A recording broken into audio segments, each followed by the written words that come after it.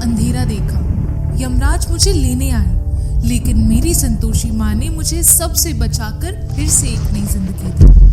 शमशान घाट पर पड़ी सुमित्रा सिंह नाम की महिला की लाश एकदम से जिंदा हो जाती है और मुंह में कुछ बड़बड़ाती हुई अपनी अर्थी से उठने लगती है, जिसे देखकर आसपास के लोगों के पैरों तले जमीन निकल जाती है और वह एकदम से डरने लगते हैं। और उसका पति जो साइड पर बैठा रो रहा था, वो अपनी पत्नी को एकदम से उठता देखकर उसकी तरफ दौड़ने लगता है। और उसका पति जब सुमित्रा को गले लगाने के लिए आगे बढ़ता है तो सुमित्रा उसे जोर से धक्का देकर नीचे गिरा देती है और बोलती है, कौन सुमित्रा? मैं कोई सुमित्रा नहीं, मैं शिवा त्रिपाठी हूँ। रिकार्डिएशन और पुनर्जन्म, आत्मा का एक शरीर छोड़कर दूसरे शरीर में जन्म लेना, इस कॉन्सेप्ट पर कई सालों से रिसर्च चल रही है और ऐसे कॉन्सेप्ट हर बार अपने साथ कई सारी पहेलियां और राज लेकर आते हैं। लेकिन आज का केस इससे बहुत ही ज्यादा अलग है, क्योंकि जिसे सुनने के बाद इस कॉन्सेप्ट पर कई सालों से रिसर्च कर रहे एक्सपर्ट भी हैरान हो गए थे। ये स्टोरी उत्तर प्रदेश के एक छोटे से गांव शरीफपुरा में रहने वाली सुमित्रा सिंह नाम की महिला की है। 3 दिन बाद मैं मर जाऊंगी। 16 जुलाई 1985 की सुबह जब सुमित्रा 16 साल की थी तब उसने अपनी मौत की भविष्यवाणी कर दी थी, जिसको सुनते ही उसके पति के रोंगटे खड़े हो गए थे और वो समझ नहीं पा रहा था सुमित्रा ये कैसी बात कर रही है और क्यों कर रही है। 13 साल की उम्र में सुमित्रा की शादी हो गई थी और ठीक शादी के 2 साल पहले सुमित्रा ने अपनी माँ को खो दिया था और अकेली पड़ गई थी, क्योंकि अब उसकी सारी जिम्मेवारी उसके पिता पर थी, जो दिन रात उसके लिए बाहर काम करते थे और घर पर लेट आते थे और अपनी बेटी सुमित्रा को टाइम नहीं दे पाते थे। और अकेलेपन ने शादी के बाद भी सुमित्रा का पीछा नहीं छोड़ा था, क्योंकि उसका पति जगदीश ज्यादातर काम के लिए शहर में ही रहता था और वो अकेलेपन से बहुत ही ज्यादा परेशान हो गए। जब दिसंबर 1984 को सुमित्रा ने शादी के 3 साल बाद अपने बच्चे को जन्म दिया, तब उसकी अकेलेपन की शिकायतें सभी दूर हो गई थी। वो अपने बच्चे को बहुत ही ज्यादा प्यार करती थी, उसको कभी भी अकेला नहीं छोड़ती थी और वह बहुत ही ज्यादा खुश थी। लेकिन ये खुशियां ज्यादा देर तक टिक नहीं पाई, क्योंकि कुछ ही महीनों के बाद उसके साथ कुछ अजीब सी हरकतें होने लग गई। सुमित्रा को एकदम से मिर्गी के दौरे पड़ने लग गए, उसका शरीर अकड़ जाता था, उसके हाथ पांव टेढ़े हो जाते थे और उसकी आंखें ऊपर की तरफ मुड़ जाती थी और वह अजीब सी बातें करने लग गई थी, सारा दिन रोती रहती थी। और घर वालों का कहना था कि उसके ऊपर किसी बुरी आत्मा का साया है और वो उसको कई तांत्रिक विद्या पढ़ने वाले बाबा के पास भी लेकर गए, लेकिन सुमित्रा के ऊपर कुछ भी फर्क नहीं पड़ा था और वो इस मुश्किल से 2 महीनों तक जूझती रही और रोती रही। और फिर 19 जुलाई 1985 के दिन सुमित्रा को एकदम से बहुत तेज बुखार हो जाता है और इस दुर्घटना से 3 दिन पहले उसने अपनी मौत की बात की थी, जिस पर घर वालों ने ज्यादा ध्यान नहीं दिया था। उनका कहना था कि ये 2-3 महीनों से ऐसी ही अजीब सी बातें कर रही है और ये झूठ बोल रही है। लेकिन इस बार उसकी बात सच हो जाती है और ज्यादा तेज बुखार होने के कारण उसकी मौत हो जाती है। और अगले दिन जब अंतिम संस्कार की तैयारियां चल रही थी, सुमित्रा की लाश एकदम से जिंदा हो जाती है और घर वालों के साथ आसपास खड़े लोग एकदम से चौंक जाते हैं कि ये क्या हो गया, ये एकदम से जिंदा कैसे हो गई। लेकिन इस बार वो सुमित्रा नहीं थी, घर वाले पति के साथ साथ अपने बच्चे को, जिसको वो बहुत ही ज्यादा प्यार करती थी, उसे पहचानने के लिए इनकार कर दिया था और कहने लग गई थी, आप सभी कौन हो, मैं आपको नहीं जानती और ये बच्चा भी मेरा नहीं है। और बार बार ये बात बोल रही थी, मैं शिवा हूँ, मुझे अपने बच्चों के पास जाना है, मुझे अपने रिंकू और टिंकू के पास जाना है। और सुमित्रा का ऐसा बर्ताव देखकर घर वालों के मन में अजीब से सवाल पैदा हो गए थे, जिनका जवाब उन्हें तब मिला जब एक दिन उनके घर के दरवाजे के सामने एक अनजान आदमी ने आकर दस्तक दी।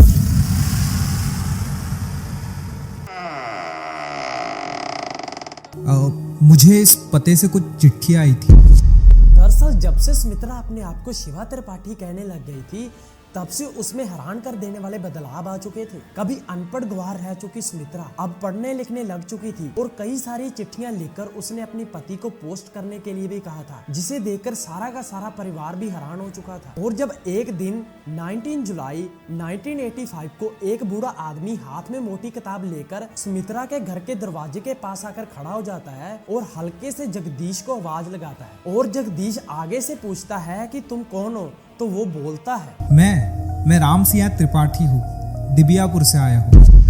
और उस बूढ़े आदमी की आवाज सुनते ही सुमित्रा रसोई घर से भागकर उस आदमी के सामने आ जाती है और अपनी नरम आंखों से उसे देखने लगती है और एकदम से उसको कसकर गले लगा लेती है, जिसे देखकर वो बूढ़ा आदमी और उसका पति जगदीश एकदम से हैरान हो जाता है कि सुमित्रा ये क्या कर रही है। और फिर वो बूढ़ा आदमी सुमित्रा को अपने हाथों से दूर करता है और कहता है, मैं तो तुम्हें जानता तक नहीं हूँ, तो तुम ऐसा क्यों कर रही हो। तो जो सुमित्रा थी वो रोती हुई घबराती हुई आवाज में कहती है, पापा मैं आपकी बेटी हूँ, आपकी शिवा। और ये सब सुनते ही रामसिया त्रिपाठी एकदम से तंग रह जाता है कि जो लड़की ने उस चिट्ठी में लिखा था वो सच है, कि ये अपने आप को शिवा समझ रही है जो कई सालों पहले मर चुकी थी, तो वह आसानी से उसे अपनी बेटी कैसे मान ले। तो तभी अपना शक दूर करने के लिए रामसिया त्रिपाठी वो मोटी किताब खोलता है जो दरअसल एक फोटो एल्बम थी, जिसमें शिवा के साथ साथ उसके परिवार की तस्वीरें थी। फिर वो उसे पहचानने के लिए कहता है और जब सुमित्रा उस एल्बम को देखती है तो घर के एक एक सदस्यों को नाम से पहचान लेती है। और सुमित्रा तस्वीरें देखती देखती एक तस्वीर पर आकर रुक जाती है और बोलने लगती है, ये वही है जिसने मेरा सर ईंट से कुचलकर मुझे मार डाला था। और फिर उसके बाद रामसिया त्रिपाठी के आंखों में पानी आ जाता है और उनको यकीन हो जाता है कि ये उनकी बेटी शिवा ही है, और वो रोने लगते हैं और कसकर सुमित्रा को गले लगा लेते हैं। लेकिन जगदीश और उसके परिवार के सवाल अभी तक बाकी थे। आखिर शिवा त्रिपाठी कौन थी? क्या सच में शिवा त्रिपाठी सुमित्रा का पुनर्जन्म थी? और क्यों सुमित्रा को इतने सालों बाद अपना पुनर्जन्म याद आ रहा था? 24 अक्टूबर 1962 में दिव्यापुर में रहने वाले एक कॉलेज लेक्चरर के घर एक बेटी जन्म लेती है, जिसका नाम वो शिवा त्रिपाठी रख देते हैं। शिवा त्रिपाठी दिव्यापुर के छोटे से शहर में ही पली बड़ी थी और ग्रेजुएशन करने के बाद उसकी शादी कर दी गई थी। और शादी के थोड़े समय बाद उसने 2 बच्चों को जन्म दिया था। और शादी की शुरुआत में ही शिवा के ससुराल वाले दहेज के लिए उसको बहुत ज्यादा तंग करते थे और उसको मारते भी थे। बच्चों के होने के बावजूद भी उससे दहेज की मांग करते थे। अपने बच्चों के लिए ये सब कुछ सहती रही और रोती रही और अपनी जिंदगी से लड़ती रही। लेकिन 8 मई 1985 की सुबह रेलवे ट्रैक के पास शिवा की गंभीर हालत में एक लाश मिलती है, जिसे ससुराल वालों के कहने पर उसकी मौत को लेकिन उसी सुबह कुछ लोगों ने शिवा के साथ उसकी सास और ननद को भी देखा था। और वही ननद जिसे सुमित्रा अपना कातिल यानी कि शिवा का कातिल मान रही थी। और उसके साथ शिवा के सिर पर कुछ गंभीर चोटें भी थी। लेकिन किसी की बात ना मानते हुए पुलिस ने शिवा के ससुराल वालों के बयानों पर इस केस को क्लोज कर दिया। और शिवा की मौत के बाद उसके मरने के राज उसके साथ ही चले जाते।